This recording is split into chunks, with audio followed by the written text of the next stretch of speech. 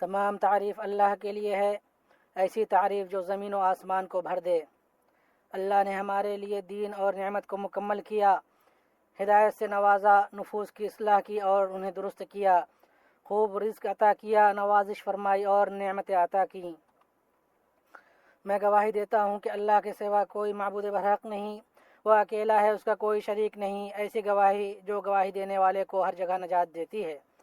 اور میں گواہی دیتا ہوں کہ ہمارے نبی اور ہمارے سردار محمد اللہ کے بندے اور اس کے رسول ہیں۔ اللہ ایسی رحمت اور سلامتی نازل فرمائے آپ پر اور آپ کے اہل بیت اور صحابہ پر، جس کی چمک کی روشنی دل کے اندھیرے کو دور کر دے، اور یہ رحمت و سلامتی اتنی بار ہو جتنی بار قافلے چلیں، پڑاؤ ڈالیں اور خیمہ زن ہوں۔ اما بعد، مسلمانوں، اللہ سے ڈرو اور دنیا کی زندگی تمہیں دھوکے میں نہ ڈالے۔ دنیا اگر ملتی ہے تو آزمائش میں ڈالتی ہے، اور جب پیٹ پھیرتی ہے تو کمزور کر دیتی ہے۔ اگر کمال کو پہنچتی ہے تو گر جاتی ہے، اگر کشادہ ہوتی ہے تو ڈس لیتی ہے، اور اگر خوش کرتی ہے تو غمگین کر دیتی ہے۔ دنیا دراصل کبھی عروج اور کبھی زوال کا نام ہے، اور زندگی کبھی صحت اور کبھی بیماری کا۔ اللہ کا فرمان ہے، فرما دیجئے دنیا کا فائدہ بہت تھوڑا ہے اور آخرت بہتر ہے ان کے لیے جو تقوی اختیار کرتے ہیں، اور تم پر ذرہ برابر بھی ظلم نہیں کیا جائے گا۔ مسلمانوں، متقی اور عقلمند لوگ نعمتوں پر شکر، ذکر، حمد اور ثنا کر کے خوش ہوتے ہیں۔ وہ مال و دولت کی وجہ سے غرور میں مبتلا نہیں ہوتے، نہ دولت انہیں کھیل تماشوں کی طرف مائل کرتی ہے، نہ خوشحالی انہیں بگاڑتی ہے اور نہ مصیبت انہیں گھبراہٹ میں ڈالتی ہے۔ لیکن سرکش، عیاش اور اسراف کرنے والے لوگ نوازشوں پر اتراتے ہیں اور بندوں پر فخر جتاتے ہیں۔ ان کا طریقہ تکبر، فضول خرچی اور بڑائی جتانا ہے۔ ان کی عادت ہے کہ اپنے ارد گرد کے لوگوں پر فخر کرتے ہیں، مال و زر اور مویشیوں پر منافست کرتے ہیں، اور کثرت جائیداد اور اولاد کی طلب میں ایک دوسرے سے مقابلہ آرائی کرتے ہیں۔ وہ اپنے برابر والوں اور فقراء پر برتری جتاتے ہیں، کمزوروں کے دل توڑتے ہیں۔ یہ تکبر، غرور اور کم علم و بصیرت والوں کا وطیرہ ہے۔ وہ محروموں کے جذبات کا خیال نہیں رکھتے، مصیبت زدہ، متروک اور بے سہارا لوگوں کے دکھ کی پرواہ نہیں کرتے، مریضوں، آزمائش میں مبتلا لوگوں اور غمگینوں کی حالت کو خاطر میں نہیں لاتے۔ ان سب کا محرک یہ ہے کہ وہ سرکشی، تکبر اور لہو و لعب میں مگن ہے، دنیا کی محبت میں غرق اور اس کی زیب و زینت سے دھوکے میں پڑے ہوئے ہیں۔ وہ خود کو بڑا سمجھتے ہیں اور لوگوں کو حقیر جانتے ہیں، شہرت اور نمود کے دلدادہ ہوتے ہیں۔ ان کی خوشی شکر کی خوشی نہیں ہوتی، غرور اور نشے کی خوشی ہوتی ہے۔ یہ افعال صرف اسی دل سے ظاہر ہوتے ہیں جو تکبر، جہالت اور ظلم سے بھرا ہو، جس سے تواضع رخصت ہو گیا ہو، غفلتوں نے اسے گھیر رکھا ہو اور اسے بیکار کے کاموں میں لگا دیا ہو۔ چنانچہ وہ اپنی ناک اونچی کرتا ہے، تکبر کرتا ہے، فخر جتاتا ہے، لوگوں کو حقارت سے دیکھتا ہے، ان کے درمیان اکڑ کر چلتا ہے اور ان سے تکبر کے لہجے میں بات کرتا ہے۔ شیطان برانگیختہ کرتا ہے تو فخریہ رویہ رکھنے والوں کے دلوں میں جوش، کیف و سرور اور ہیجان پیدا ہوتا ہے، جو انہیں خرچ میں نادانی، اسراف اور فضول خرچی پر آمادہ کرتا ہے۔ چنانچہ وہ گناہ میں خرچ کرتے ہیں، مال کو تکلف، شہرت، ریاکاری اور دکھاوے میں ضائع کرتے ہیں، اور اسے فخر و مباحات، بڑائی جتانے اور ایک دوسرے پر غلبہ حاصل کرنے میں لگاتے ہیں، اور مال کو انہی چیزوں میں برباد کر دیتے ہیں۔ اللہ عز و جل کا فرمان ہے، خوب جان رکھو کہ دنیا کی زندگی صرف کھیل تماشا، زینت اور آپس میں فخر و غرور اور مال و اولاد میں ایک دوسرے سے اپنے آپ کو زیادہ بتلانا ہے۔ ابن قیم رحمہ اللہ فرماتے ہیں، نعمت پر فخر یہ ہے کہ انسان اس کے ذریعے لوگوں پر اپنی بڑائی جتائے، انہیں یہ دکھائے کہ وہ ان سے زیادہ معزز اور بڑا ہے، پھر ان پر چڑھ جائے، ان کے دلوں کو غلام بنائے اور اپنی تعظیم و خدمت کی طرف انہیں کھینچے۔ اور وہ شخص جو شیخی خور، خرچیلا، آوارہ اور متکبر ہو، وہ اللہ کے نزدیک بھی مبغوض اور ناپسندیدہ ہے، اور لوگوں کے نزدیک بھی، خواہ وہ بات کو کتنا ہی مزین اور خوبصورت بنا کر پیش کرے۔ اللہ عز و جل کا فرمان ہے، یقیناً اللہ تعالیٰ تکبر کرنے والوں اور شیخی خوروں کو پسند نہیں کر فرماتا، اور فرمایا، اور زمین پر اترا کر نہ چل، کسی تکبر کرنے والے شیخی خور کو اللہ تعالیٰ پسند نہیں فرماتا۔ قرآن نے کئی مقامات پر نعمتوں پر سرکشی، غرور، خود پسندی اور فخر و تکبر کے ساتھ اترانے سے منع کیا ہے۔ اللہ عز و جل کا فرمان ہے، اور اگر ہم اسے کوئی نعمت چکھائیں اس سختی کے بعد جو اسے پہنچ چکی تھی تو وہ کہنے لگتا ہے کہ بس برائیاں مجھ سے جاتی رہیں، یقیناً وہ بڑا ہی اترانے والا شیخی خور ہے۔ ابن عباس رحمہ اللہ فرماتے ہیں، یعنی جو میں نے اسے وسعت دی ہے اس سے وہ میرے اولیاء پر فخر جتاتا ہے۔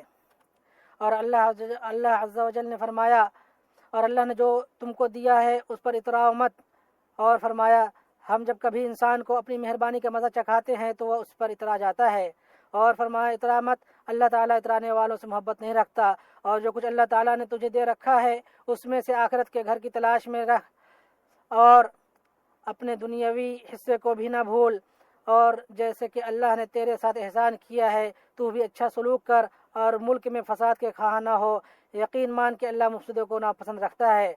فخر و مباحات اور دکھاوا مغرور و متکبر اور خود پسند شخص کو اپنی گرفت میں لے لیتا ہے، چنانچہ وہ سوشل میڈیا کے ذریعے اپنی سجی ہوئی دسترخوانے، بچھے ہوئے قالین، لگی ہوئی مسندیں، اپنی اونچی اونچی عمارتیں، خوشنما باغات، ہرے بھرے گلشن، پھلوں سے لدے ہوئے باغ، قیمتی لباس، بہتی نہریں، شاندار سواریوں اور وسیع مجلسوں کی نمائش کرتا ہے، ہر چیز کی تصویر کھینچتا ہے اور ہر شے کو ظاہر اور مشہور کرتا ہے تاکہ لوگ اس کا ذکر کریں، اسے پہچانیں، انگلیوں سے اس کی طرف اشارہ کریں، اس کے ناظرین اور فالوورز زیادہ ہوں۔ حالانکہ یہ سب محض ہلکا پن، تکبر اور حماقت ہے جو آخرت میں ایسے شخص کے لیے نہ کوئی نفع دے گا اور نہ ہی ساتھ دے گا۔ کتنے ہی لوگ دنیا سے رخصت ہو گئے جو عزت، کثرت اور دولت پر فخر کرتے رہے، یہاں تک کہ قبروں میں چلے گئے، نہ تو ان کے وہ سارے کام اور کرتوت انہیں فائدہ دے سکے اور نہ ہی ان کی چھوٹی چھوٹی خواہشات پر ان کا حرص انہیں بچا سکا۔ اللہ تعالیٰ نے فرمایا، زیادہ پانے کی چاہت نے تمہیں غافل کر دیا یہاں تک کہ تم قبرستان پہنچ گئے، ہرگز نہیں تم عنقریب معلوم کر لوگے، ہرگز نہیں پھر تمہیں جلد علم ہو جائے گا، ہرگز نہیں اگر تم یقینی طور پر جان لو تو بے شک تم جہنم دیکھ لوگے اور تم اسے یقین کی آنکھ سے دیکھ لوگے، پھر اس دن تم سے ضرور بالضرور نعمتوں کا سوال ہوگا۔ کہاں ہیں مکانات و محلات والے، کہاں ہے وہ قیصر و کسریٰ اور زمانوں کے بادشاہ، کہاں ہے آبا و اجداد، کہاں ہیں بیمار اور ان کی عیادت کرنے والے، کہاں گئے نزار و عیاد کے لوگ، کہاں گئے سمود جنہوں نے وادی میں چٹانیں تراشی، کہاں گئے عاد ارم کے لوگ، ستونوں والے جن کی مانند کوئی قوم زمین میں پیدا نہ ہوئی۔ لہٰذا اے فخر کرنے والے اور تکبر کرنے والے، اللہ سے ڈر اور خود ہی تکبر و مباحات کی سواری سے اتر جا، اس سے پہلے کہ جبراً تجھے اس سے اتارا جائے۔ یقیناً تو ایک کمزور، مغلوب، مقہور، اوپر سے نیچے گھرا ہوا بندہ ہے، تجھ کو زیب نہیں دیتا کہ تو تکبر، جبر اور سرکشی کرے۔ اور کیا ہی برا بندہ ہے وہ جس نے فخر کیا اور اترایا اور بڑے بلند و بالا رب کو بھول گیا، کیا ہی برا بندہ ہے وہ جس نے تکبر اور سرکشی کی اور جبار اعلیٰ کو بھول گیا، کیا ہی برا بندہ ہے وہ جو غفلت اور کھیل میں ڈوبا رہا اور قبروں اور بوسیدگی کو بھلا بیٹھا، کیا ہی برا بندہ ہے وہ جس نے ہٹ دھرمی اور سرکشی کی اور آغاز و انجام کو بھلا دیا۔ ابو ہریرہ رضی اللہ عنہ کی روایت ہے کہ رسول اللہ صلی اللہ علیہ وسلم نے فرمایا، ایک آدمی اپنے خوبصورت لباس میں اتراتے ہوئے چل رہا تھا، اپنے بال سنوارے ہوئے تھا، اپنی چال میں تکبر کر رہا تھا تو اللہ نے اسے زمین میں دھسا دیا، وہ قیامت تک زمین میں دھستا جاتا رہے گا۔ اللہ مجھے اور آپ سب کو متکبروں اور مغروروں کے راستوں سے بچائے اور ہمیں شکر گزاروں اور متواضع بندوں کا جامہ پہنائے۔ میں یہ کہتا ہوں جو آپ سنتے ہیں اور اللہ سے اپنے لیے اور آپ سب کے لیے استغفار کرتا ہوں تو آپ بھی اس سے استغفار کریں، اور استغفار کرنے والوں کی کیا ہی کامیابی ہے۔ ہر قسم کی تعریف اللہ کے لیے ہے، اس نے اسے پناہ دی جس نے اس کے لطف و کرم کی پناہ لی، اور میں گواہی دیتا ہوں کہ ایک اللہ کے سوا کوئی معبود برحق نہیں، اس کا کوئی شریک نہیں۔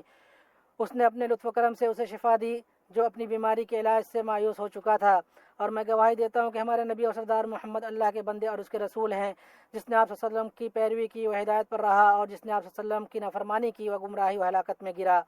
اللہ درود نازل کرے آپ پر، آپ کے آل و اصحاب پر، اور پے در پے سلامتی نازل کرے۔ اما بعد، اے مسلمانوں، اللہ کا تقوی اختیار کرو، اس سے خوف کھاؤ اور اس کی اطاعت کرو اور نافرمانی نہ کرو۔ اللہ کا فرمان ہے، اے ایمان والو، اللہ تعالیٰ سے ڈرو اور سچوں کے ساتھ رہو۔ مسلمانوں، شریعت نے خوبصورت اور شاندار کپڑے اور لباس زیب تن کرنا اور عمدہ گاڑی و سواری پر سواری کرنا مباح کیا ہے۔ چنانچہ اپنے شایان شان عمدہ اور صاف ستھرا کپڑا پہنو، اس کی سواری کرو جو تمہارے حسب حال ہو۔ لوگوں سے ملتے وقت اور بھائیوں کی باہمی زیارت کے وقت زینت اختیار کرو، اور اللہ تعالیٰ نے تم پر جو نعمتیں، عنایتیں اور احسانات کیے ہیں ان کا اظہار کرو، بغیر دکھلاوے، اسراف، تکبر، ناز، فخر اور اپنے سے کمتر کو حقیر سمجھے بغیر۔ عمرو بن شعیب عن ابی عن جدہ سے روایت ہے کہ رسول اللہ صلی اللہ علیہ وسلم نے فرمایا، بغیر دکھلاوے اور اسراف کے کھاؤ، پیو، صدقہ دو اور پہنو۔ اللہ پسند کرتا ہے کہ اس کی نعمت اس کے بندے پر دکھے۔ اسے احمد نے روایت کیا ہے۔ اور ابو الاحوص اپنے والد سے روایت کرتے ہیں، انہوں نے کہا، میں نبی صلی اللہ علیہ وسلم کے پاس پھٹے پرانے کپڑے میں بیٹھا ہوا تھا۔ آپ صلی اللہ علیہ وسلم نے فرمایا، تمہارے پاس مال ہے؟ میں نے کہا، ہاں اے اللہ کے رسول، ہر طرح کا مال ہے۔